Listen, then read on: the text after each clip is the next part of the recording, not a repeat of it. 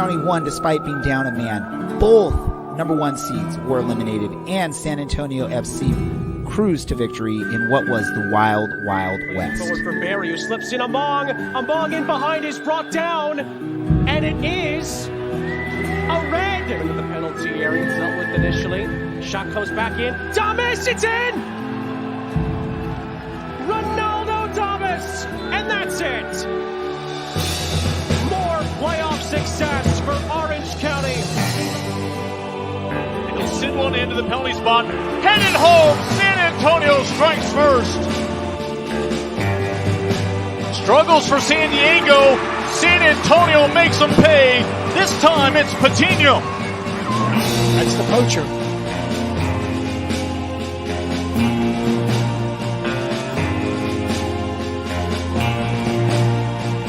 Final whistle. Another taste of postseason success for Alan Marcy.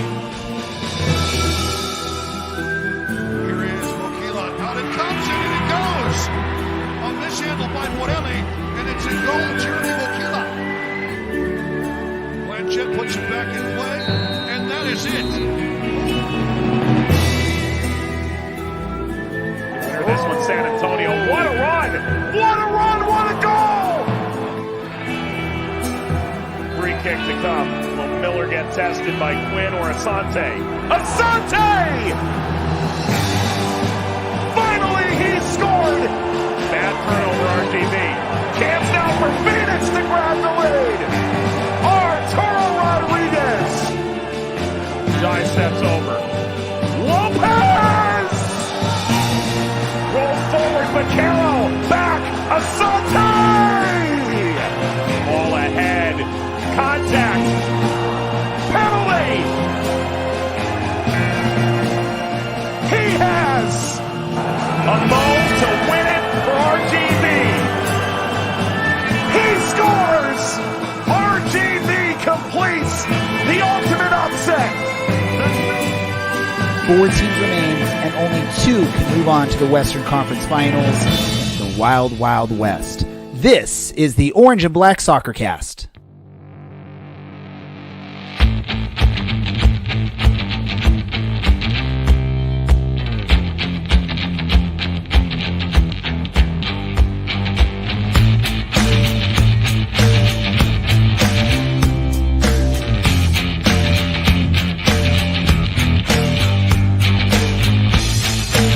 This is the Orange and Black Soccer Cast, the first and only podcast dedicated to Orange County Soccer Club, its fans, and supporters. Follow us on Twitter at OCSC_SoccerCast or on Facebook at Orange and Black Soccer Cast.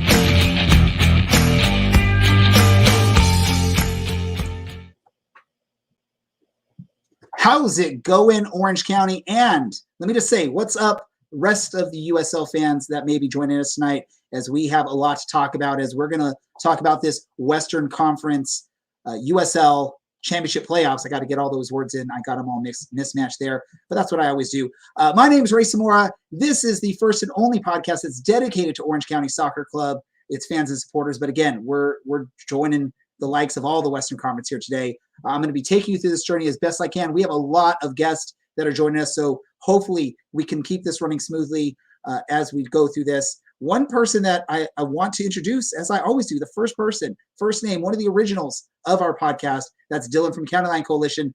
Dylan, how are you doing, my man?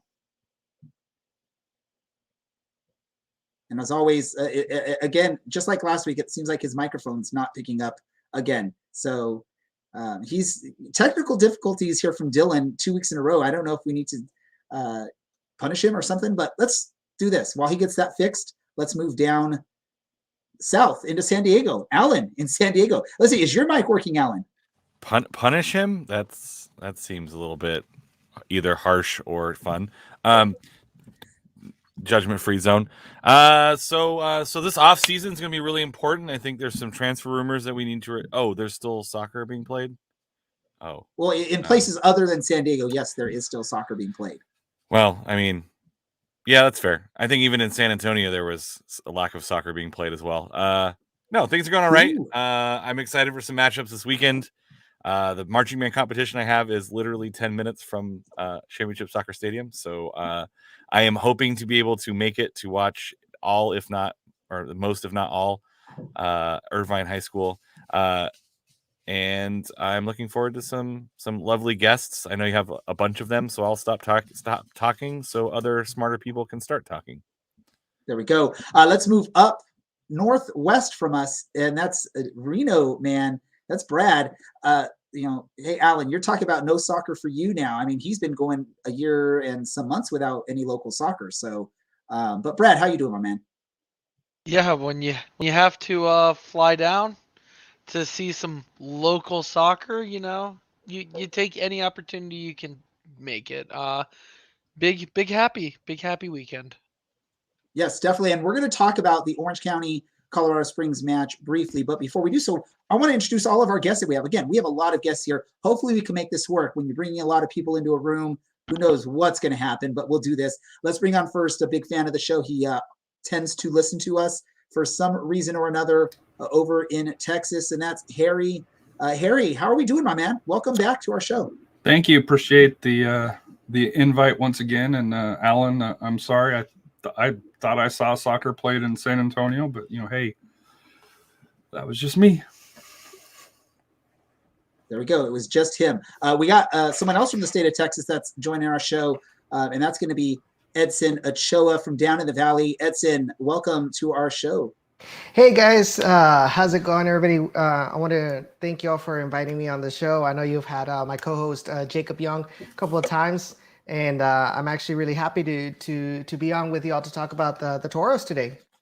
Yeah, I was about to reach out to Jacob. I'm like, wait, we never had Edson on here. Let's give him a shot to join us on the show. That's why I sent the invite. So thank you for taking the opportunity to spend some time with us. And then let me introduce two final guests that are going to be joining us. These two are going to be important for Orange County because we're going to be facing their team here in a few days. These guys cover Oakland Roots from Roots Blog, and that's Peter and Aaron. Peter, let me go to you first and sure at the bottom left of the screen. How are you doing, my man? I'm doing great. This is later in the season than I expected to be talking about Oakland Roots soccer. And Aaron, how about yourself? The same as you? Same with you, or did you have more confidence in your Oakland Roots? I can't say that I had more confidence because our predictions are matters of public record, and I predicted us to go out on penalties last weekend. So I am equally pleased by what transpired. Yeah, definitely. And what a crazy, I mean, can we all just at least agree the West was crazy in this first round? I think maybe San Antonio was the one team that sort of had it easy in the first round. No offense to any San Diego fans that may be on this podcast, but all the other teams, when you look at what happened with Orange County and Rob Kiernan getting a red card in the 30th minute or roughly around there, and you see the two number 4 seeds knock out the two number 1 seeds, two teams that had been bragging all season about how they've been undefeated at home and all that fun stuff. It was just so darn crazy. But what I want to do first, because we are an Orange County podcast, I want to just spend a little bit of time to talk about Orange County's match against Colorado Springs. And the good thing with this time of year, when it gets to playoffs, I know a lot of us are busy. You probably only get to watch a few games here and there. We're not all like Harry, who can watch pretty much every single game and listen to every single podcast. But during the playoffs, you start looking at some of these other matchups because you want to see who you may play next week, and it's just exciting and fun. First, let me check. Dylan, is your mic working yet? Is it? It is. It is working. We can now hear you. Hello. Woo-hoo. Hello. So really everyone. quick, how are you doing, Dylan? Quickly. I'm doing well. Perfect. He's doing well. So Orange County played host to Colorado Springs in the first round. There were a lot of predictions on both sides. There were some people that were feeling like Colorado Springs quickness up top was going to really hurt Orange County. And there were some people that were looking at Orange County's roster and saying, there's a strong veteran defense back there. And so it was sort of this, which one's going to win out? And early on, it was a nice little battle, but you see Rob Kiernan pick up that red card, which I know Dylan and I, and even Brad, we discussed it a little bit actually at halftime of what else could Rob do in that situation, but do that. Because I think the thought is you take that red card for the team, you're eliminating that one-on-one shot against the goalie and hoping that it works out for you. And in the end, it works out for Orange County. Not only do they not give up a goal, but they also were able to get a nice goal from Ronaldo Damas. I'm going to go to you first, Dylan, because you were right there. We probably can see you on the highlights right now. What were your thoughts going on? A, when you saw Kieran get that red card, and B, when you saw Ronaldo Damas score that, what ended up being the game winner? Well, when you saw Robbie pick up that red, for some odd reason, I didn't feel like the game was over. I just felt like it was time to shut up shop and hope for a 0-0, and hopefully we could advance on penalties. And when Ronaldo scored that, I think it took a good second where I was like, oh, wait, that actually went in. Like, oh, we're actually winning here. There's no way we're actually winning here. And then I was hoping we could hold on for quite some time, and we managed. So quite a lot of surprises for a Saturday night, but it's absolutely the right foul to make, even if it did put us in a really bad bind, and will continue to put us in a really bad bind on Saturday. Yeah, we'll talk a little bit about that, what's going to be troublesome for Orange County on Saturday. Brad made the trip down to the stadium, and for those of you not familiar with Championship Soccer Stadium, County Line Coalition is on basically the goal line of the opposite side of where this Ronaldo goal was scored. Brad, you had a better view because you were like, I think like sort of midfield sideline, so you could really see that shot. How beautiful was that shot from Ronaldo? And I know people that were watching the live stream saw what he did there, and you can see the highlights on our video. But live at the stadium, what were your thoughts when you saw that ball hit the back of the net? I don't have words. I just have like the little chef's kiss emoji for that. Just absolutely perfect situation. It came against kind of the run of play. That game was not really something that we were thinking was Orange County could come back, and then all of a sudden a Brett bomb and Ronaldo Damas gets the ball just on the perfect spot for him to turn around and just nail one in the top left. Yeah, definitely. Let me just get a point of view. I want to go to either of our Oakland guys here, so you guys can decide who wants to speak on this. Did any of you watch the match or parts of this match? And B, what are your thoughts of Orange County being able to hold Colorado Springs, and how does that scare you guys heading into this upcoming match between the two teams? Who wants to take it? I'll take that one. I got to be honest. When you guys went down to 10 men, I was thinking, I don't think there's a squad in the West that I'd rather have in that position than Orange County, because you guys sit back so well and so often. I thought this is perfect. This is going to be fine. I did not think you're going to hold them scoreless for the rest of the match, but I did think that you had a shot to get them to penalties. It was a beautiful goal. I mean, it's an unbelievable goal. Damas is an incredible player. Kind of wish we could steal him from you guys for next season. That would be nice, because we don't really have a lot of guys who score like that, and it is a bit of a problem. Has been a bit of a problem in our games against Orange County, but I mean, the defensive organization that Orange County plays with, especially under Chaplow, is so. I mean, it's really something to watch, and I had every confidence that this was going to be a tight match down to the wire. Yeah, no, definitely. And one of our listeners, Grayson's father, is mentioning that he spoke with Rob after the match, and Rob knew exactly what he was doing with that red card. And I think you could tell when you watch that stream, right? He doesn't complain, he doesn't argue. He, just starts already walking towards the sideline. Let me go to one of our Texas guys, and again, let me go to Harry first. Your thoughts on what you saw from Orange County there. I don't know if you ever got to witness what Ronaldo did when he was playing with North Texas. I just assuming you're a little bit closer, so maybe you saw a little bit more out of him, but maybe not. But how impressed have you been with the youngster? I mean, and we saw him getting beat up a lot of that second half in this match.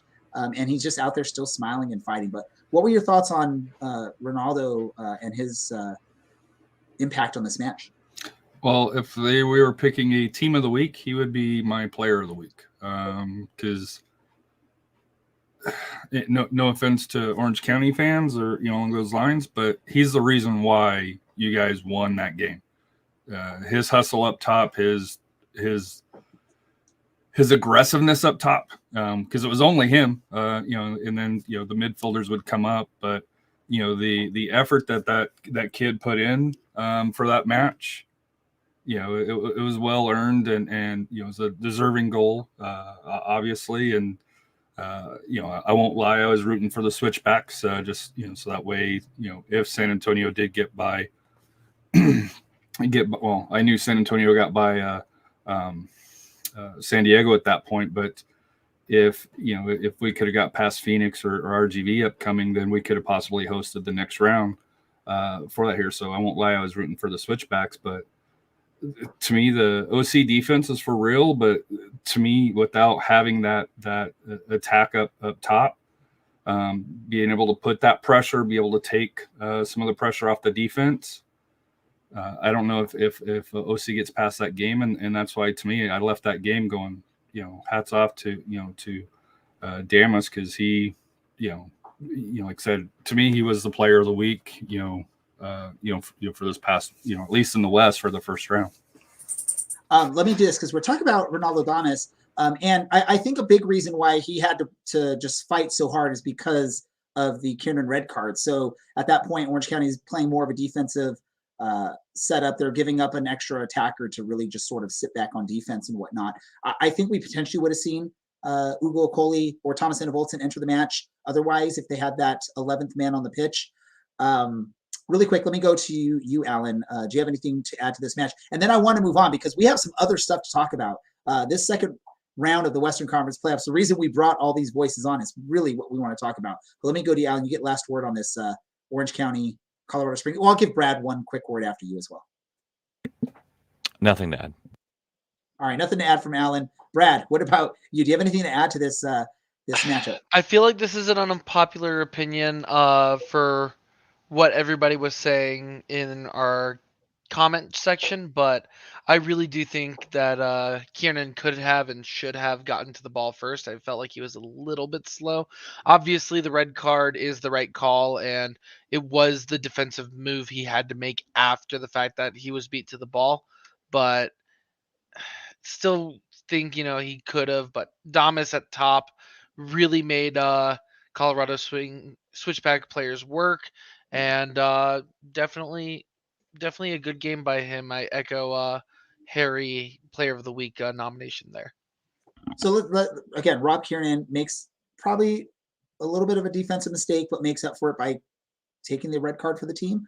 I would have rather, obviously, I think anyone would agree, we'd rather have, if you're a fan of Orange County, you'd rather have him take the red card there than given one-on-one opportunity with the goalie, especially in a game where you're probably thinking, one goal is going to be a big thing to overcome against Colorado Springs there. So let's do this. I want to go now. I'm going to go around the table with some of our guests here. I just want to find out your thoughts or just give us a quick recap of your matches this past weekend and how your team has gotten to this second round portion thing. I'm going to go to Edson because we haven't heard from Edson in a while.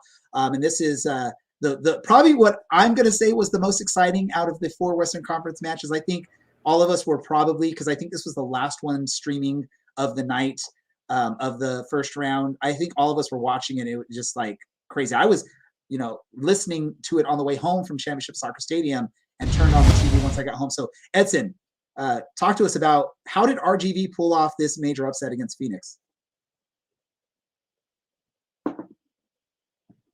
If Edson's around. Edson, are you there?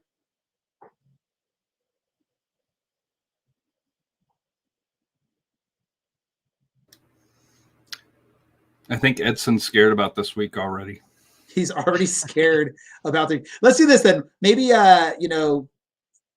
some technical difficulties. So let's do this. I'm going to go to you, Harry, since we know your mic is working. Talk about this, and we'll give Alan a chance if he wants to talk about San Diego one more time. But Harry, how did San Antonio get past San Diego? They converted their chances when it was on Fair Weather Pod. It was about which team would convert, and San Antonio was able to convert early, which is what they needed to do. It was a perfect ball from Abu on a set piece, and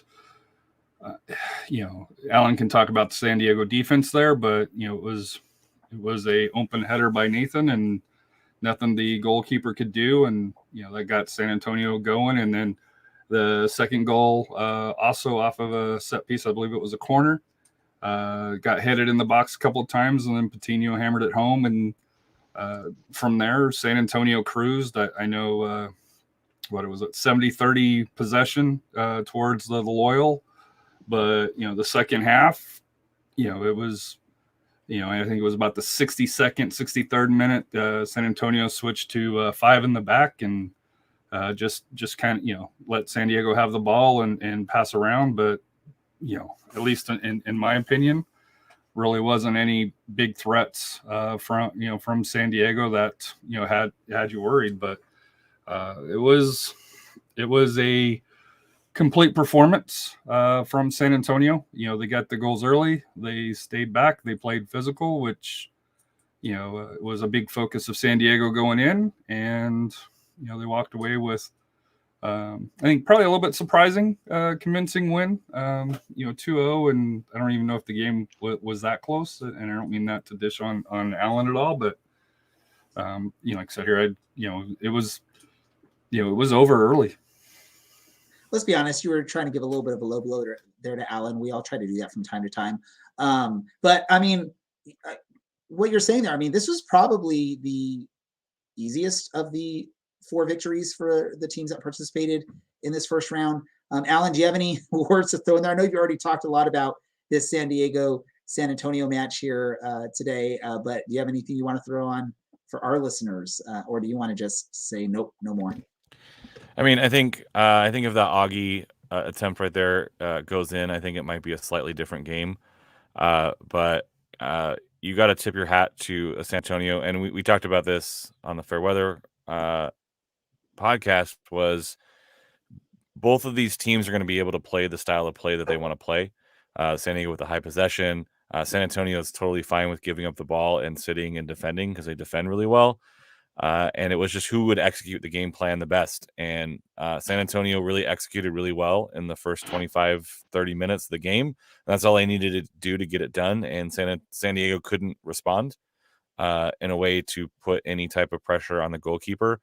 And that's the biggest difference is San Diego, they executed their game plan they wanted. They just couldn't finish and couldn't complete that last kind of third of the game. And you got to tip your hat to San Antonio. They're playing really well right now. They're looking like a challenger for, Western Conference Finals, if not a really good chance to represent the West in the finals. So you run into a good team. You don't play the best game you can play on the road. You're not going to win very many games. I think what it boils down to. Interesting to look at it because San Antonio plays a little bit more of a defensive, just, waits for their opportunities. That's sort of what Orange County does too. And so that'd be interesting if it gets to Orange County San Diego final, San Antonio final. That might be very boring. Let's not get too far ahead of it yet. Let me jump. Let me just let everyone know that's listening or watching is Edson did mention in our private chat that he was going to step away for a moment, and I didn't see that, so I didn't mean to sort of make it look like he was not paying attention to us. He should be back soon. Let me go to our Oakland guys though really quick. How did Oakland get to this point? How did they pull off that upset? Because the big storyline heading into this postseason, I think, was the El Paso doesn't lose at home ever type thing. And somehow, some way, Oakland pulled off that big upset, and they move on to the second round. How did that happen? What did you guys see? Yeah, well, the thing about winning streaks is they have to end, right? I thought that Farrell played an interesting game plan. Defensive midfielders, which one of them was sort of played a more advanced role than he usually does. That is Matias Fasore, who's normally the sort of rock of the defensive midfield, was sort of more adventuring in this match. But he was partnered with Joseph Nane, who only has like 330 minutes of game time this season. He was a mid-season signing, barely gotten into the game so far, but was immense in this game, and really, like, he and the two center backs, Kai Green and Emre Clementa, had incredible games. Like, they essentially forced this El Paso team, which has, you know, 3 great attacking players, were forced into these crappy crosses that Clemente and Green or Paul Blanchette, the keeper, dealt with.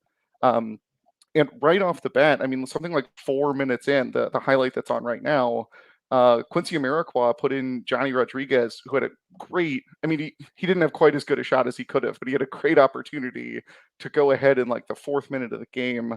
The Roots looked sort of dangerous when they got opportunities after that. And then finally, in the 74th minute, Farrell put in Jeremy Bokila, who leads the Roots offense with 5 goals this season. And Jeremy Bokila is massive and technically, like, surprisingly adept for being huge. But he can only play about 30 minutes at a time. And so if you can keep the game close through 70 minutes, throw him on and see what happens. And he just gives defenders, like, so much trouble. They just don't know what to do with him. And sure enough, 2 minutes after he came on, he put in that incredible goal with the hockey assist from Amarikwa and then the assist from Chuy Enriquez. And because of the Roots' completely illegible jerseys, that assist was credited to 3 different players that I saw. So that was it. I mean, the Roots had one more great opportunity, but, you know, aside from a couple of, you know, mistakes that El Paso really didn't make Oakland pay for, Oakland shut them down. They, you know, they played a very defensive game, but they were the better team on the night, and they deserved that win. And it's really, it's a little incredible they managed to do that. I think, you know, this will come up with the preview for the next, the Orange County Oakland semifinal. The Roots lost 2 players, one of whom is a major, like a regular starter, sort of both announced kind of weirdly in the last 2 weeks that their contracts weren't being renewed. And then neither was in the starting lineup or on the bench for this game. And that's, I mean, that was like the heart of midfield was missing. And that's sort of why Nane came into the game, although it might have just been in an attempt to sort of shore up the defense. But either way, it paid off for Farrell. The Roots get to keep going. Yeah, I don't know, Aaron, if you have anything to add to that, or was that a good explanation of the match? That was a very thorough explanation. I wholeheartedly endorse everything that was just said. Okay, perfect. Let me do this because I still haven't gotten word that Edson's available right now. So I want to give him a chance to sort of give us the rundown on how RGV pulled off that amazing upset. But let's do this. Let's look ahead to this Oakland Orange County match. And I definitely want to hear what everyone has to say. I also want to hear what your thoughts are on this, Harry, being the outsider on this matchup. I know, Peter, you mentioned missing some players, but let's just say this. Orange County is going to be missing a couple really good players, it looks like, unless some miracle happens and a red card is rescinded on appeal. But the big question going into this match for Orange County fans is who is playing next to Michael Orozco in the backfield when this match starts. I'm going to go, let me go to you first, Brad. Who is starting in, or who's pairing with Michael in that center back position there to start against Oakland? This is a tough one because there's no one on the roster. And he's muted. There's nobody on the roster outside of midfielders, as I pull up Brad. If I were to realistically choose 1 or 2 candidates, I would say either Dylan Powers or Tommy McCabe would probably be, and probably Powers of those 2. But if we want to have fun with it, just throw Aaron Cervantes, Abraham Romero up there. Just why not? Give him some playing time. I do want to say that the last time Orange County Soccer Club took the pitch without either Rob Kiernan or Kobe Henry on the pitch was October 26th of 2019. And your backline consisted of Kevin Alston, Michael Orozco, Walker Hume, and Joe Amico. And this was the 6-2 loss to Real Monarchs in the playoffs. That was the last time Orange County has taken the pitch without either Rob Kiernan or Kobe Henry on the pitch playing in center back. Let me ask this for you, Dylan. I don't know if it's even possible. Is there any way that Orange County can somehow get Blake Malone back in time for this match? No. He wouldn't be available because he's actually not appeared for the club before the roster freeze deadline. So no, it's got to be Dylan Powers. You think it'll be Dylan Powers? And for some stats, yeah, it's got to be Dylan Powers. Dylan Powers is the 6th most prolific player when it comes to clearances on this team. If you're curious, Ronaldo Damas is the 10th, which is kind of crazy to think about as a number 9, but it's got to be Dylan Powers because he's quite a few inches taller than Tommy McCabe and already plays pretty far back. Or we do some crazy like 3 at the back, but it's 2 fullbacks and a center back, and we lose like 7-0 or something. Well, and we all know the scary part of this is Orange County all season has had some difficulty marking the back post, and we're now sort of messing up this defensive set that has worked well for the last few matches for this team by a red card and the alternate player deservingly leaving the club to go participate with the U20 U.S. national team. Let me go to you, Aaron and Peter. And again, you guys choose who wants to talk about this first. How excited are y'all to know that there's some nerves over here on the Orange County side about a missing center back and really no one to replace the 2 guys that are not available this weekend? Pumped. When we looked at El Paso and how Oakland would be able to attack them, it seemed to us like that was a great matchup for Oakland. The spaces El Paso leave are the spaces that Oakland likes to exploit. And we've got 6 hours worth of evidence that Orange County is not a good matchup for Oakland. So any advantage that we can get here would be great. Because we've scored 1 goal in 4 matches, haven't taken a single point off you the entire season. So some flux at the back, that is great. Apparently, I'm the one that's nervous, not Orange County fans. Peter, you want to add anything to that? No, it's when that Aaron and I were debriefing it. I mean, the first thing that we said is that we have to chip in to make sure the Roots can buy Ronaldo Damas. And the second thing we said is, like, thank God, Rob. In not the most recent game with the insane Jose Hernandez red card, but the Orange County Oakland matchup before that, Oakland got on the board first and looked like they were going to torment the Orange County back line, and then something changed. Orange County took the game over, some questionable refereeing, and got the win. And we gotta hope that Oakland can find a way to start tormenting the back line again. You got to learn here in the USL Championship, you can't blame refereeing because everyone gets questionable refereeing every single match. No, so that's a given. Oh, Harry doesn't agree with that statement. No, the refs are perfect, buddy. If you can't hear sarcasm there, then you'll never know. As our producer brings up the said stuff, red card here in that match. I don't know if it's to rub it into the Oakland guy's face or what it is here. Let me go to Harry. You're the person that, you have a little bit of interest in this match because, obviously San Antonio may have to face one of these teams in the Western Conference Finals if they can take care of their business. What do you see out of these 2 teams? And just in your opinion, which team is at the advantage for this match? Oh, it has to be Orange County because they're playing at home. That has the advantage. The Roots,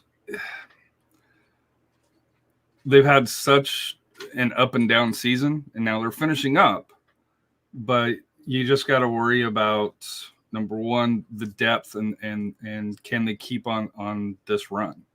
Because it's one thing to go into El Paso, get the upset, but to be able to turn around and then go back home and then go back down to Orange County, where Orange County is very, very good at Championship Park. And the defense, I guess, kind of scares me a little bit because that's what you guys live on. But I think, and maybe you guys can kind of counter into this, I still think the offensive power, that Orange County has is probably still a little bit better than what the Roots has. If we're kind of comparing. So for me as an outsider, the one that hasn't, I've seen the highlights, I've seen the stats, kind of, followed it a little bit, but I haven't, gone into detailed, watching the teams yet. I think that Orange County has to be the favorite going in, but in sports to beat a team 5 times, that's hard to do. So that's the one thing that gives me pause is Oakland's in the best form that they've been in. But so is Orange County. Yeah, but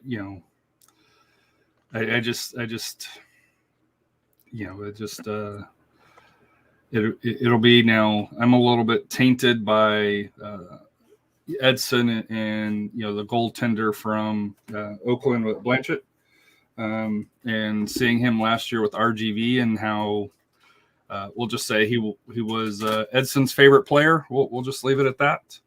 Last year, and to see what he's doing in Oakland is night and day. So it's kind of funny how changing locations and changing systems can change a player's identity. Because going in, I thought he was a weakness, and watching the game, he's been a hell of a goalkeeper every time that I've watched Oakland Roots play.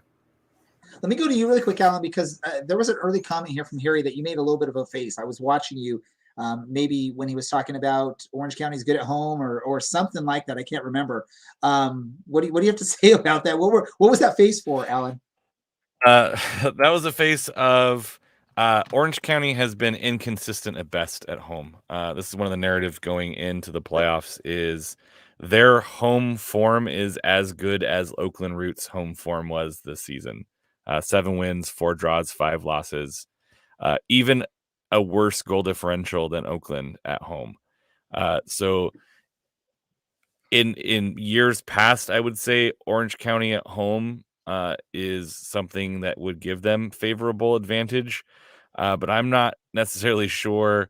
As of late, they've been doing much better at home. The beating Phoenix, beating San Diego, and then Colorado Springs. So their form as of late has been good at home, but we have seen them put up quite a few stinkers at home this year as well. So that was my face and I think it was something we talked about on some of the guys who come in and call games who aren't really paying attention as much as maybe some of the other guys who call games like Mike Watts or Devin Kerr make reference of Orange County is a really good home team. It's like they've been fine. But yeah. To be fair, you have to go back to August, July timeframe where they were struggling. That's when they had their struggles at home. Outside of you have to go back to they lost to Phoenix. But I don't. Paso. Phoenix is a different. At least Tacoma. Regular season, Phoenix is a different team. And we you talked about that, on your show is yes. Phoenix is a great regular season team, but postseason they don't get the job done. And history's proven that they haven't won a game in the they've advanced, but they haven't won a game in 2-3 years. Ooh, someone's going to upset some of the Phoenix fans on our show here. Officially in regulation, in regular time, the last time they won was, unfortunately, this is another game that Orange County fans don't want to remember. The 2018 Western Conference Finals is the last time they've won in regulation in the playoffs. So really quick, since we're bringing up Phoenix, I mean, apparently Phoenix fans all of a sudden are celebrating regular season championships, whereas in 2018 they were dissing Orange County for celebrating regular season. Well, they won the league. You know that, right? That's an argument that was had over the weekend with some people, including myself, and interesting stuff going on. Let's do this. I don't know what happened to Edson, so we're going to continue on here. I want to really quick, and we can all just sort of discuss this because, again, I think this was the best matchup of the first round in all of the USL Championship. That was the Phoenix RGV. We're not going to key predictions. We're not going to game predictions yet here. Let's talk about really quick RGV versus Phoenix. What did we have? We had how many goals? I think 6 goals. 3-3. 3-3, and then penalty shots. And let me just say this, because Alan brought up Mike Watts, amazing guy. I mean, he was busting out the penalty kick stats for Andre Rawls and was it Colin Miller, Martin, one of those two? Miller. I thought that was pretty cool to call that out as it's heading into penalties. That Andre Rawls has never stopped a penalty, and Miller had stopped like 3 out of 5 or something like that in his career. So that sort of set the tone. And lo and behold, El Paso pulls it off, and Miller with a couple good saves there in PKs. How exciting was this match for everyone? Who wants just someone jump in there? How exciting was this match? Edson's back, Ray. Edson's back. Edson is back. Yeah. All right. Yeah, sorry about Let's that. No, don't worry, Edson. I actually didn't realize that you chatted that you're heading out, so I apologize for making you look bad by calling you to speak and you weren't there. I'm going to go to you then. I'll defer he was to you. scared. He was scared. That's why. I'll defer to Edson about this match. We all sort of agree this was the most exciting match of the first round. What was your thoughts on this match, and how exciting was the match as an RGV fan? Definitely extremely exciting. It was one of those games where you had your nerves, at the end of your hands, because RGV had the lead early, but then you knew in the back of your mind that Phoenix is Phoenix, right? And they have power players like Asante and Adon Quinn. And then the fact is that a couple minutes later, Asante gets the equalizer. And one of the things that I mentioned previous to this game was the Toros need to limit their defensive mistakes. And they continue to make some defensive mistakes, honestly. That goal, that second goal by Solomon Asante in extra time, that to me was a defensive mistake. So there was a similar play just a couple minutes before that it just so happened that it hit the crossbar, because if not, it would be kind of what, like 4-2 lead. So, but what we have to give credit to the Toros is that they continue to fight. They never gave up. They knew who we're playing against, and that did not get them scared at all. They stood up to the challenge, and in the end, when it was very decisive, Colin Miller, who had started the game off shakily in the first half, came up big in penalties, getting 2 saves and giving happiness back and hope back that the Toros really are past the Dynamo era. And let me just say this again, Mike Watts, amazing. He set it up perfectly for that PK scenario, calling out that Miller has made saves and Andre Rawls hadn't. How worried were you heading into those PKs? Did you think RGV would pull it out, or were you still, on the fence? I was still on the fence, if I want to be honest, because I was still a little bit worried about what Colin Miller could do, considering the fact that he had to come on. Well, not really off the bench, but he is the backup keeper to Tyler Derrick, and so I didn't know exactly how well Colin Miller was at stopping penalties. And so when I saw him score the penalty or save the penalty, I think it was against Arturo Rodriguez, it gave me a little bit of confidence in him. And I talked to him, when he came back to McAllen at the airport. He mentioned that he was, one of the things that he does is that he is able to analyze the movements off of the kick takers to kind of figure out where they're going to shoot it. So it's not just I'm just going to guess, but rather like it's a very good analysis for him to be able to figure out what is going to happen. Perfect. I know we have to let you go, but I want to get your thoughts quickly on this upcoming match, RGV versus San Antonio. What does RGV need to do to win another match and make it to the Western Conference Finals? And do you think that will happen? I think we have what it takes. However, we are losing Christian Sorto to national team duty. We also lost Jonas Kjellberg, who was definitely one of the key players in the last 3 regular season games. So it's gonna be difficult. But we do have Kyle Edwards and Elvis Amo up in front, and I think they'll give the San Antonio defense a run for their money, to be honest. Perfect. Well, I want to thank you, Edson. Again, I know you have to head out, so I want to thank you for taking some time to join us tonight, and we'll definitely have you back on again in the near future. Yeah, definitely. I appreciate the invite. Awesome. Perfect. Let me head over to you, Harry, really quick. So you got to see at least the highlights of the RGV Phoenix match. All right, do you think this is a deserved victory for RGV, or can an argument be made for that penalty in extra time that was awarded that looked like it was very, very a very, very nice call for RGV? And do Phoenix fans have any kind of argument on that? Oh, you could argue, but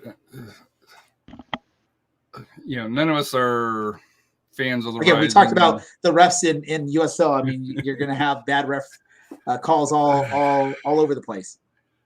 So to me, is it a soft PK? Yes.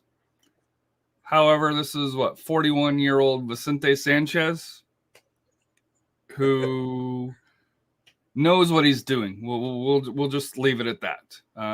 He put it in the ref's hands to make that call, and they made the call. If I was a Rising fan, I'd be a little bit salty about the call. But how many times has Rising fans, especially with Solo, got those calls? It's they punched their way literally last year past the first round with Sacramento. Through that with the missed call. So, let's just say, right, Phoenix gave up 3 goals to RGV. I mean, yeah, you have your chance to get by if you can just limit the goals that you're giving up in these matches. It was an even game. If Rising would have won 4-3 or 3-2, I wouldn't have argued with it. It was just to me, it was a fair result. RGV came out and played, especially where they played Phoenix Rising earlier in the year. And looking back, I think they got some confidence from that game because they went down early. I think it was like 3-0, but they held them that second half. So they got some confidence. They know how to play in Phoenix because they already had done that. And we have to I'll give RGV credit. They're a good club. This isn't as Edson mentioned, this isn't RGV under the Dynamo. This is an independent RGV team. They've got talent. The players fight for the badge, and they're going to be a tough out. It's no different than playing the Roots or Orange County. It's they're quality players that are down in the valley. And do I think Rising might have? I don't want to say Rising took them a little bit lightly, but I don't. Just kind of with El Paso, I think you don't want to disrespect the opponent, but I think everybody thought hey, the 1 seeds are going to handle the number 4 seeds, RGV and the Roots, and as we saw, that's why you play the game, because both teams came in and played, and at least I thought the Roots outplayed El Paso, in the action that I saw from the from there, and RGV went toe to toe with Rising. I don't think anybody can argue that. We've talked about it numerous times on our show. This is the beauty of this sport is goals are hard to come by, and any team can win on any given night. And I think this first round shows how much form can play into a team's success, right? You look at what Phoenix was doing heading towards the end of the season. I know there was this argument that they're taking it easy. They're just sort of coasting to the playoffs because they had already locked things up, and then they can sort of do that turn it on when the games matter. And then you had a RGV team that's really tough. Same thing when you look at El Paso. El Paso was a really good club, but Oakland was coming in on a good run of form as well, and that form helps out.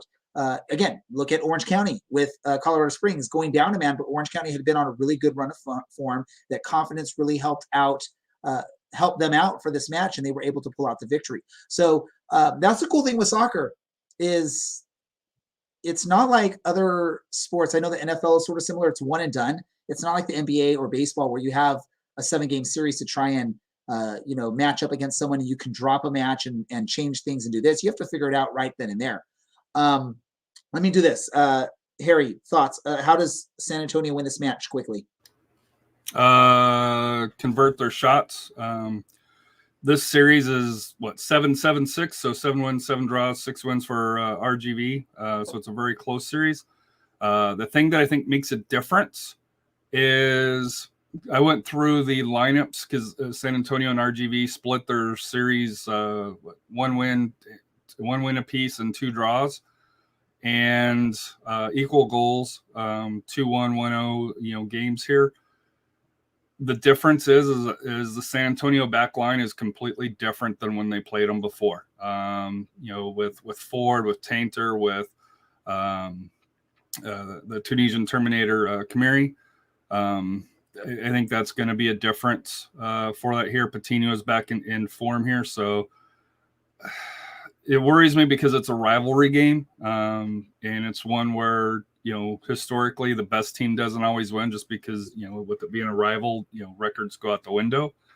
But I've heard that there's going to be a large crowd of Toro fans coming up. Obviously Toyota Field's going to be pumped, but I think for San Antonio, I think defensively they're just at a different level now. And like I said here, I don't care who we face coming out, between Orange County or the Roots.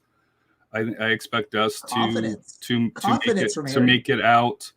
But we got to get past RGV first. If we get past RGV, I'm fairly confident whether it's on the road or at Toyota Field against the Roots. I would like to believe that we'll be in the USL Championship Finals, but so it sounds like Harry's more scared of RGV. I am more scared of RGV. I am more scared of RGV. There's no question, and it's because it's a rivalry. They know each other. I get that. I get that. It's RGV's been our team that sneaks up and gets us, even when they were under the Dynamo. That they always got results against us that they had no business getting. But I think this team, the SAFC, this team is on a different level. So let's talk briefly, really quick. Let me go to Alan, Brad, and Dylan really quick. Who are you more scared of out of the 3 remaining teams? Is it our matchup this weekend, or is it San Antonio, or is it RGV? Alan? It's Tampa Bay. As an Orange County fan. As an Orange County fan, shoot. I don't know. I think they all have different things to be afraid of. I mean, Oakland is playing with house money, so they're playing with confidence. They have literally nothing to lose. So those teams are very dangerous to play in the playoffs, especially in a one and done. RGV, I think, is playing a very similar game in that they're playing that first independent season and they're kind of playing with house money. San Antonio has a lot to prove as well. They've been consistently a team in the conversation of playoffs and maybe a little bit underperforming over the course of their existence. I don't know if there's one that you're really afraid to play. And as an Orange County fan, I think you feel pretty confident that you can beat any of those 3 teams on any given day. But I think if you ask those fan bases, they'd say the same thing about Orange County. There's going to be some pretty interesting matchups. I think there's some things that Oakland can exploit from Orange County being a little bit shorthanded that changes the narrative a little bit. So I think that is a part of the conversation with this match. I think right now Orange County is should be afraid of Oakland only because of those things. They're the next team up. They're the only team that can eliminate them at this point of the playoffs. And so they're the team that you got to respect and play hard against. San Antonio, if they win, they're down the road. RGV, if they win, are down the road. The Eastern Conference, again, down the road. I think Orange County should be afraid of Oakland right now because that's the only team that can kick them out of the playoffs right now. Dylan? The only game that matters is the one that's happening on Saturday night in Irvine, so it has to be Oakland. what's the point of having a conversation about a game that might not happen? You know, I know you love to talk Because we're about how. podcasters. That's what we're supposed to do. We're supposed to. Yeah. We're supposed You to love just to talk think about how, what can and may happen. At Yeah, least that's what you that's love what talking my about- vision of podcasting is. like Orange County is going to sign Harry Kane or something hypothetically, but it's not going to happen. So there's no guarantee that's going to happen. So we'll just focus on what's directly in front of us and focus on getting past Oakland with one center back on the roster. That's There's the enough scariest to part of this talk whole about just from this match. I know Orange County fans are not worried about this apparently, but that is a very scary thought. Is we've been chatting about this behind the scenes, and there's all these weird thoughts coming up of what Orange County could do. Brad, who scares you the most out of the remaining opponents in the Western Conference? We haven't even gotten to what would happen in the rest of the USL. The only team of these three that has beat Orange County this year is RGV, and we haven't played San Antonio, so they can't beat us if we haven't played them. I agree with Dylan here. We can't worry about 2 weeks from now when we haven't even faced next week. All right, perfect. Aaron, from Oakland Shoes, what team scares you the most right now? Oh, it's got to be Orange County. I mean, we've yet to beat them. I think if you're on the squad, obviously one game at a time, especially for a team that got into the playoffs by the skin of their teeth. Everyone. Oakland has weaknesses that everyone who's left can exploit, but it's got to be Orange County right now because, oh my gosh, it would be, one goal in 360 minutes is not going to get it done. Let's go to you, Peter. Do you agree? Is it OC that scares Oakland the most right now? Yeah, at least me.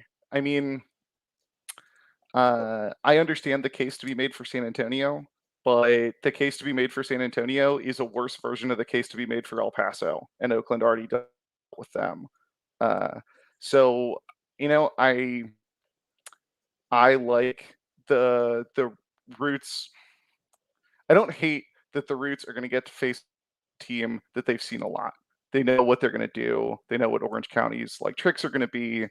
But it's hard not to look at those 4 losses and say, if Oakland are the one who progress out of this game, I gotta cheer for Orange County to win it all, because then the Roots can say they were at least second best in the league. There we go. Let's talk about this. And I know we're definitely at that hour mark. If anyone has to leave at any point, let me know, because we definitely don't want to keep you all later than you have to. But it's interesting. I know the league didn't plan for things to happen this way, where these second round matches were both interdivision matches. And interesting enough, it's California versus California and Texas versus Texas, which is going to lead us to the Western Conference Final. Is going to be a California versus Texas Western Conference Final, which gets into all kinds of craziness outside of the soccer world and things like that. When you look at the arguments to be made around the United States in other topics, so that will be an interesting thing. How excited are we to have this, or are we disappointed that we're not getting a interdivision matchup in the second round for all of us? And this doesn't have to be for everyone, just anyone that wants to speak up on this really quick before we get to our match predictions really quick. I think it's exciting, just because, and I guess this would be a question for you guys. Obviously, it's a little bit one-sided on the rivalry right now, but these matches is what can make a rivalry going forward. Between Oakland and Orange County. So for me as an outsider, I'm looking forward to it. With the fight that the Roots have been able to show all year, from the interesting start. We'll just leave it at that. To how they're finishing strong. To how they're finishing so strong, and they're a physical team, which is, at least in my opinion, a little bit counter from what historically is in the Pacific, where it's a little bit more finesse compared to the mountainside. So I think it'll be as a neutral for the OC Oakland Roots match. I'm looking forward to it because I think that's going to be, help. Assuming that the Roots, are able to especially if the Roots can get a game and if there's some questionable calls, we'll just say in the game, or questionable fouls. I'm looking forward to see how that can build on the rivalry between the two clubs. Yeah, and if I could just jump in, I've mentioned that we haven't beaten Orange County yet, but you can basically throw the first two games out because you had a different manager. We had in the first game, the squad wasn't finished. The second game was the second match after we had to pause because there was a COVID outbreak among the traveling squad. So you look at the last two matchups. Peter already mentioned we feel like we got robbed in the third one. And then in the fourth one, I think Roots know they didn't put their best foot forward. Mafeka gets injured in the 40th minute, and then Hernandez decides to whack a guy in the nuts right in front of the referee in the 53rd. And the game's gone at that point. So you're looking at actually two kind of interesting outcomes. And, as bad as things have gone, I think Oakland's got to feel like, we at least got a shot here. We've matched up with these guys before, even if we haven't been able to get any points off them. Let me just say, I think it'll be really cool. I think this definitely has the potential to have this really good sort of competitive rivalry between Orange County and Oakland.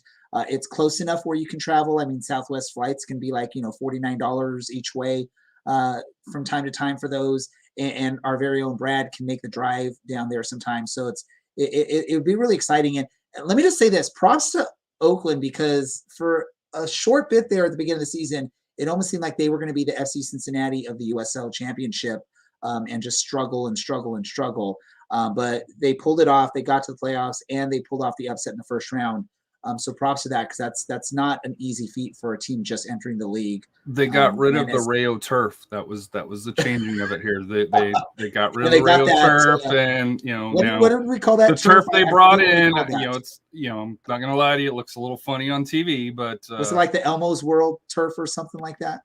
I forget. No, it was the Rayo. Okay, from no, the new turf that someone made a comment on here. Yeah, that was me. I will claim that. The first turf is like your crest. It had a bunch of different colors. The second one is the Blues Clues pitch. Blues Clues pitch. There we go. I literally That's said shout out to my pitches last week. So, I do want to say this. Whoever wins Orange County and between Orange County and Oakland, I just need everyone in that fan base to tweet out that you are the Pacific Division champions, please. Please, can we do that? I think that's epic troll level. I cannot do that. With a picture of butterflies. Doesn't matter who wins. There's going to be troll level 100, Pacific Division champs. I think between San Antonio and RGV can do the same thing. Mountain Division champs. No Copa Chaos. I think there's some epic troll moments that are possible here, regardless. Whoever wins can have that troll level moment. So I'm just putting that out there. You can borrow that. Please take that and enjoy. And quick props to Oakland, because they found a way to make your stream look like it's 4K when it's only 720p with that pitch, because it really makes the colors pop on your TV there. Because I know ESPN Plus is not streaming in 4K for the USL Championship matches. Let's get into. Okay, sorry, there's no $49 flights from Orange County to Oakland. Okay. The only Orange County 49 flights are to lame places. I'd love to know what is considered lame by Russell there. Let's get to this. Let's get to some predictions for both of these matches. We're going to go round table here. First, we're going to start off with the RGV versus San Antonio match. I don't need a score prediction. I just want to know who you think is going to move on in this match. And I'm just going to go in what I'm viewing in traditional order here. So I'm going to go to you first, Alan. RGV versus San Antonio. Who's moving on? San Antonio. Brad. San Antonio. Aaron. San Antonio. Peter. I'll be the one who says RGV. Harry. San Antonio 3-0. Ooh, he even threw in a prediction there. Look at that right there. Let's hear Dylan's. San Antonio. So should I go with my 5-0 prediction? Should I do that, Harry? Should I do my 5-0 prediction?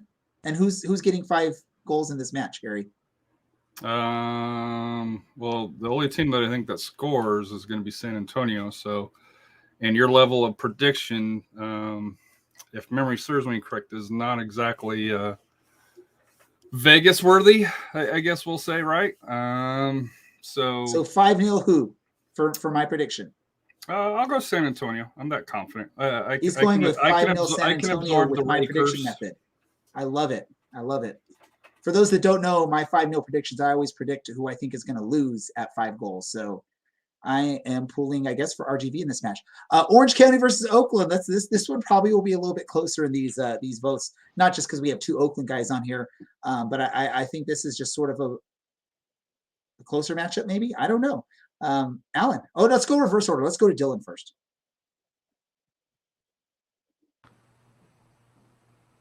I think this game is even. Okay, but who's moving on? Who's going to the Western Conference Championship out of these 2 teams? He's the nervous guy, folks. He is the nervous one. I said Orange County.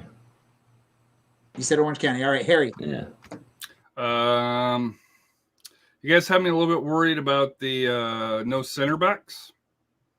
So I'm gonna go. But apparently Oakland's scorers are like 5'7" or something like that. Yeah, but they got a guy that comes in the last 30 minutes based on tonight's show, and he scores goals. So and we'll just put Abraham Romero back there because we know he can get into people's heads and punk with people. I'm gonna go with the Roots and PKs, 5-4 over Orange County. All right, let's go, Peter. Look, I gotta say, the Roots convert penalties at a rate of about 15%. So you're gonna get good odds on that.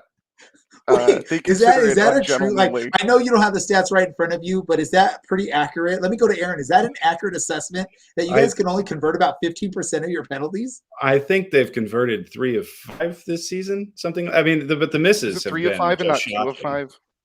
Maybe it's 2 of 5. It's 2 of 4. Okay, Okay, the misses 50%. were really bad. All right, sorry, Peter. What's your prediction on this?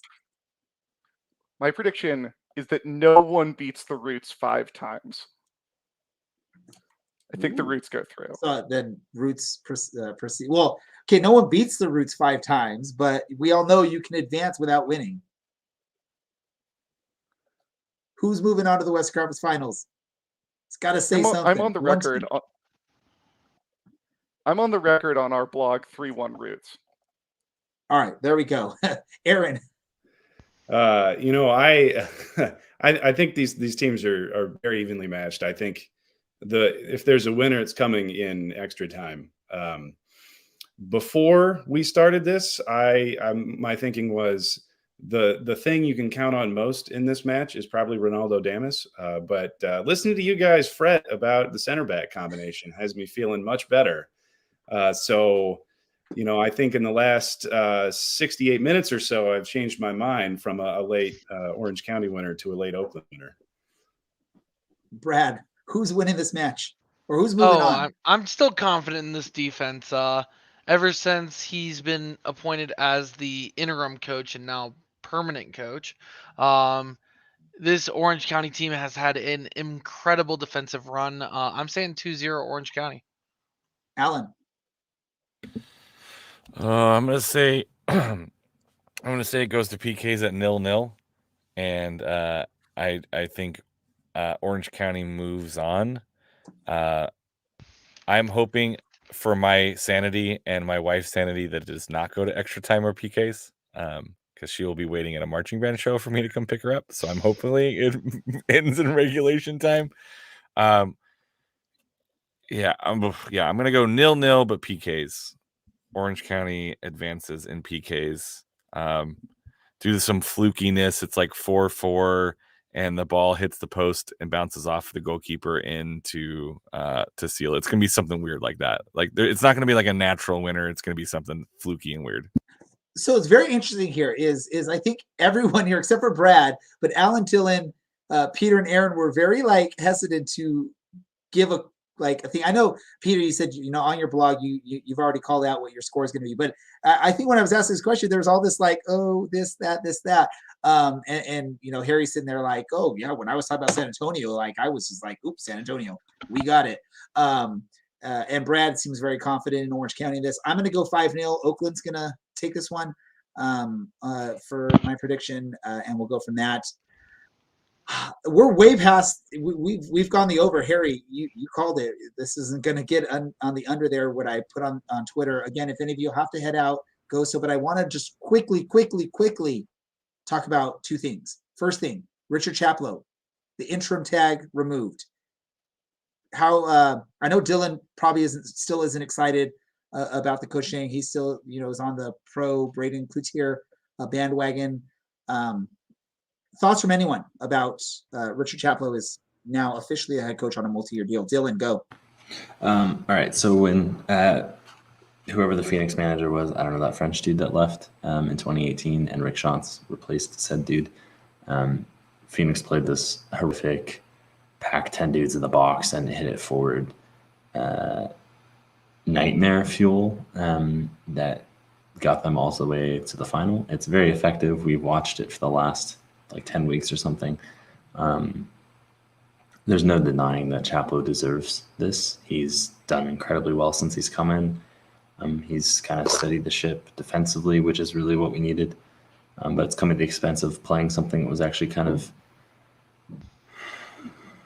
beautiful. Maybe not beautiful, but it was fun and it was exciting. So I hope that this is a temporary 4-4-2, 4-2-3-1, very defensive-minded thing, and that we can recruit over the winter for something that's a little bit more fun to watch in the coming year, because I do love being at this point in the season, but I also do love games that aren't 1-0 victories. So can we say, though, Dylan, when I was trying to say that this was necessary, this change was necessary, you can now agree with me that the change was necessary at the time that it was? Sure, but it's also impossible to know that. Was it though? It was. If you finally drop a 17-year-old who plays like crap for a month. If you listen to what I was saying about Braden Cloutier, he underachieved multiple seasons in a row from what was expected with this team and what you could say was this team was capable of. And yeah, they just hit a bad patch there. It was necessary. There had to be a change up top, and we've talked about this numerous times on our show. I don't want to get into it too much. Harry, you had second or other thoughts on? You think Braden Cloutier should have remained the? I was surprised by it. Coach? I was surprised by it. I guess I'm kind of with Dylan. I think you guys have the talent. And this is nothing to take away, from the coach, from the new coach here that signed in a deal and hey, you can't argue with the results, but OC's played some good ball under the previous head coach as well. Who's to say that they couldn't have turned it around and found the right formula, but the decision's done. It's OC's moved on. They've they've removed the intern tab, and it's a defensive side, and I guess you guys aren't going to sign 6 forwards this upcoming off season like you guys did this past year. Sounds like maybe they could use some more center back depth. No. We got to sign 15 midfielders to replace one midfielder, none of whom play the same position. That's sort of what we did this last offseason, right? Is packed the midfield after we lost Aiden Quinn. We did also lose Harry Forrester in the offseason, so it wasn't just Aiden Quinn that was replaced there in the midfield. Really quick, also, one last thing I want to ask everyone. Detroit, are we excited? Are we bummed? And is it actually going to happen? Apparently Nisa is calling out Detroit on they had commitment for 2022, and maybe there's some rumblings going on. What are our thoughts really quick on this Detroit thing? Let me go to the Oakland guys first, because you guys have been in this situation. And they have history with Oakland as well. They have history with Detroit City as well in the I forget which championship game, because NISA has them every couple of months. It seems fall like championship game 2020. I mean, personally, I'm excited. You know, they play good ball. They have great supporters. The supporters are a little red-assed, but you know, they're you know, excited about the team. I don't think it can hurt the quality of the league. I went to school in Michigan, and they were just a big deal out there, and I think it's a great addition. And about Yeah, NISA, like, any contract can be broken. I mean, who cares? You know, maybe there's some litigation. It's not going to matter. If they want to move, they can move. It's not that big a deal. I thought NISA's an open league. I'm just going to leave it at that. The point of a contract is that it's an agreement you can break for a specific amount of money, right? And that's what Detroit's doing. I'm excited for the league to grow generally. I realize that's like an absurd thing to say as someone who's been in the league 1 year, but I think it's great to increase the weird Midwest presence in the league. And you know, I think that it's overall good that they have loud, obnoxious fans that make the internet more fun. It's like, you know, there's a limited number of people posting about the USL on Reddit and Twitter, and it's fun to have more of them and more crazy ones. Crazy is fun when it comes to this sport. I you know, eventually I think we're going to have like 100 teams in the USL, and then we can maybe look at having the Pro Rel. That I know a lot of U.S. soccer fans that follow the USL are hopeful for.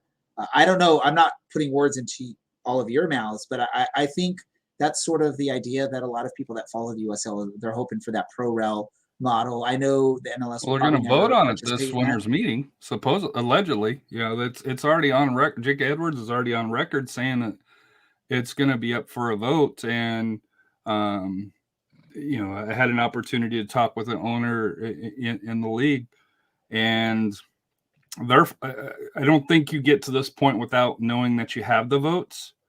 Now there's some things that they got to work out with, because right now, what's the incentive for, you know, if you're a USL championship team to vote for Pro Rel when, you know, if you drop down to League One? So I do think there's some things that the league has to do. As far as Detroit, it's a no-brainer. It's, you know, it's an international brand that you're bringing in. You know, Detroit City is a club that's known around the world, and let's be honest. You know, I listened to, you know, their announcement on there. They were, in the 3 years that they were in NISA, they had a goal difference of over 115 or something crazy like that in 3 years. They need to be playing higher level of competition because they are that good of a club. And I know I'm excited to see what they can do. I think with Oakland, I think with Miami, I think there's going to, you know, wouldn't shock me if they got off to a little bit of a slow start, just because there is an adjustment to go from NISA to USL Championship, just because the talent's different and the quality of play is different. But to me, how can you not be excited about Detroit City? The issues that I think that could come into play isn't really the league agreements, but more sanctioning wise by, you know, USSF, where leagues have already listed, hey, these are the teams that are coming in, because there is a cutoff time for that to be able to play in the spring. So this will be an interesting case.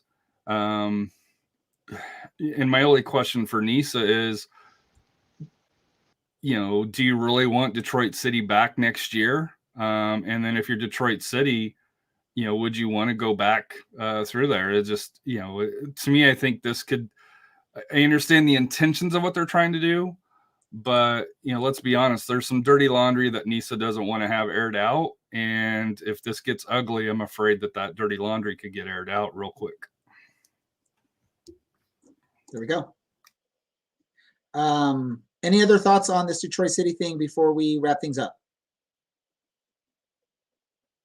everyone's like, no, I want to go to bed. So let's really let's try this. quickly, just to stir the Dylan. pot for Twitter. It's good that we've got some new assholes in town because I was getting a little bit tired of the New Mexico people for a week. New Mexico, I was thinking more Rising. Oh, Chris, if you're listening, make sure you go on Twitter and hate on Dylan for a little bit. Let's wrap things up here. I am sure there's other stuff we could talk about, but this is way past a lot of our bedtimes. So I want to wrap things up quick. Random thoughts for everyone. Let's go to you first, Dylan. Random thought. Be good to yourselves. Don't forget to get some UV exposure because this time change is wild. Also, if you have tips on how to get my dog to stop begging for dinner really early, please send those to Dylan@OCSEpodcast.com. Feed your dog, then they'll stop begging for the food. Harry, random thought from you.